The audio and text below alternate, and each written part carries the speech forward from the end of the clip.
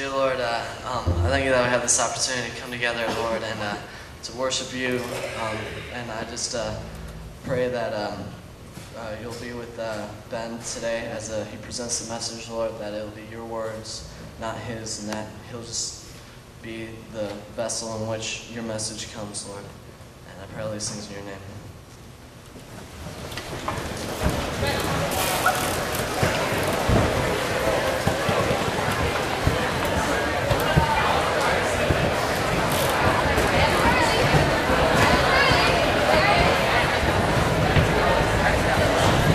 All right, well, I'm going to introduce the speaker today.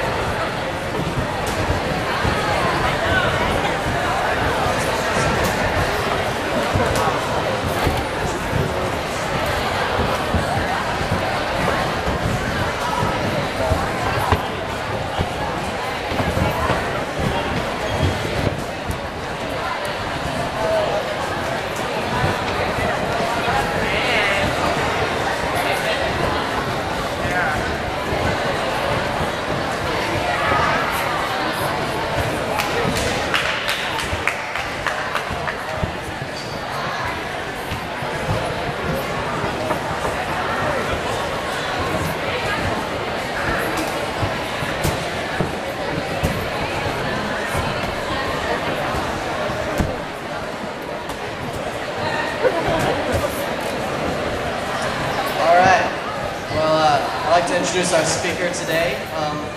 He's one of our own, Ben Henderson.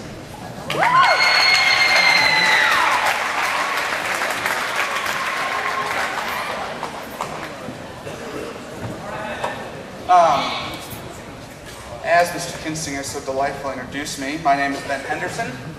For those of you who don't know me, 8th graders, welcome by the way. I am a senior here at Peoria Christian. And before I begin talking, I want to go over some ground rules with all of you. And these ground rules really only apply to me when I'm leading chapel, but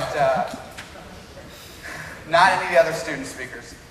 But I know when I'm up here, I want us to not think of this as me up here talking to you, which I mean it is, but I don't want you to think of it like that.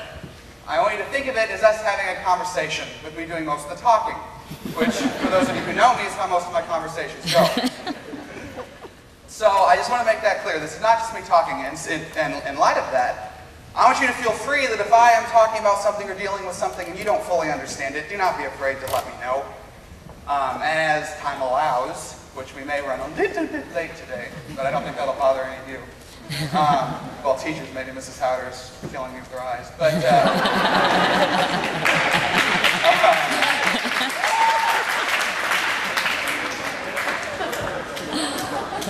yell out at me, ask me to explain. And the other thing is that if you especially agree with something I've just said, don't be afraid to let me know that either. Now, if you don't agree with something I've said, wait, and you can come talk to me about it after, because I don't have time to argue with you this morning. So, as most of you have probably seen, we're talking about what happened, why the modern church is failing. And first, before we even begin, again, I want to make sure we're all on the same page and we all kind of agree that there is just something fundamentally off about church today. I mean, do you agree with me? Yeah, some of you. Thank you, Lissa. Lissa does, so it's me and Lissa. I'm going to talk to Lissa today. No, but there's just something fundamentally off. Just something's not right. Why do we even have to talk about extreme faith? Shouldn't it just be extreme? And so that's kind of what we're talking about today. Why? What happened? Why is it watered down? And so first, I think we should look at what exactly Jesus intended when he came. And the first thing that he intended was a church that was completely involved. And I have a verse here, and it's Acts 2:42 and verse 44.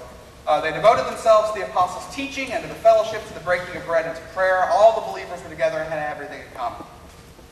Now, when we look at this, what that says to me is that the first church, and when I say first church, I mean the church in the first century, the people who actually met Jesus and the people that, the second-hand disciples, if you will, those that heard it directly from the apostles. So we talk about the first church and really the first century. They were completely involved And what that means is that they never really left church. I mean, yeah, they physically left the place where they met. But they were always at church. They were always doing church. So, that's the first thing Jesus intended, was a church that was completely involved. And the next thing that I think Jesus intended was a church that was marginalized, persecuted, and peculiar. And I think we can all agree, I have verses, but we really don't need to go over them. But, you know, the church was persecuted and marginalized and peculiar when it first started out, yes? Yeah. You know, Paul persecuted them, Herod persecuted them, the Romans persecuted them. I mean, they killed the guy that started it all. So we were persecuted. And it's interesting because I think that Jesus intended it that way. And we'll talk about why he intended a church that was persecuted, marginalized, and peculiar instead of a church that was mainstream. The next thing that I think Jesus intended was a church that was enamored with God. And enamored is an interesting word, and I chose it purposely here. Because what it's talking about, you are basically enchanted. And I know, you know, that kind of has a magic connotation to it, this enchanted word. But when you are under an enchantment, for those of you who read those kind of books, you'll probably know what I'm talking about. I'm one of you, so yay. But that means that your only focus is on the object that's enchanted you. It's like kind of God gave them a love potion. So all they thought about, all they went after, the only thing that concerned them was God. They were completely enamored with God. And there's a verse in Philippians that I will share with you now. And I'm looking at Philippians 3:10. I want to know Christ and the power of his resurrection and the fellowship of sharing in his sufferings, becoming like him in his death, and so somehow to attain to the resurrection of the dead. And so we're seeing there that they're willing to do anything. That's all they're going after. We have a church that was seeing God. And I mean, of course we can say that because quite literally they saw God for 3 years or so. But I'm not really talking about that they physically saw Jesus, because a lot of them didn't. What I'm talking about is in that time period, it says, it's Acts 2:43, and everyone was filled with awe, and God performed many signs and wonders among them.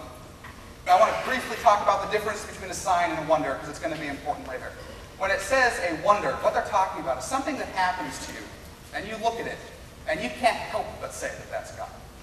When tongues of flame appear and float over the foreheads of all of your friends, you can't help but say that that's God. You're just faced with the fact, and that's a wonder. You're in wonderment, a miracle, if you will. A sign, on the other hand, is a little thing. You won't see it if you're not watching for it. So not only were they seeing God, they were watching for him. They were expecting him to do something in their lives. So we have a church that was completely involved every day. We have a church that was marginalized and persecuted. We have a church that was enamored with God. We have a church that was seeing God. And we have a church that was seeing the big picture. And what I mean by that, and there are two long verses that I have here. I'm not going to read them. If any of you are familiar with Romans chapter 14, it's all about this whole, do not argue with people over stupid stuff, is basically how the how the chapter begins.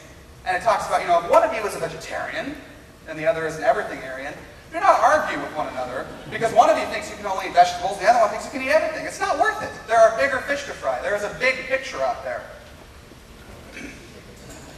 And we'll talk about that.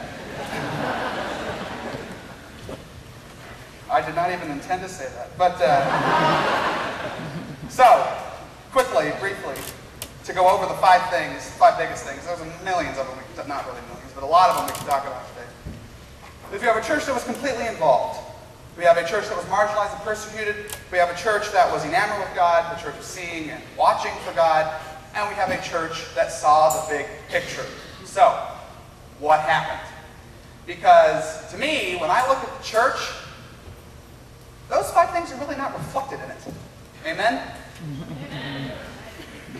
So we'll look at what happened and the reasons behind, because today's a bit of a diagnosis, students. In order to know how you're sick, you have to know what's wrong. When you're sick, you don't just kind of guess. You go to the doctor. And so today what we're doing is we're going to the doctor, which is not me, it's God. In case any of you were. Why? There we go. Okay.